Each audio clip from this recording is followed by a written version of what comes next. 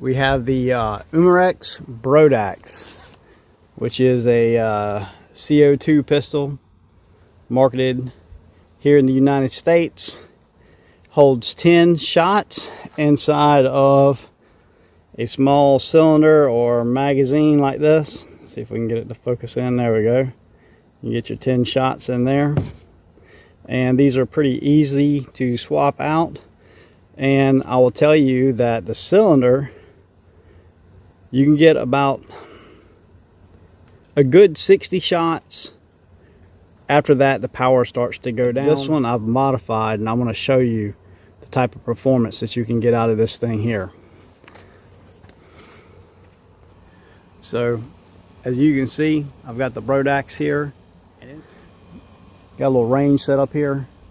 Got a Clorox bottle set up down there, and I'm going to blast that with the Brodax.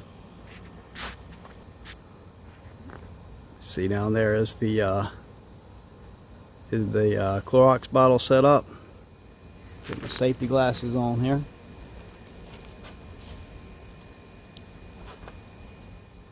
And we're just gonna shoot that bad boy.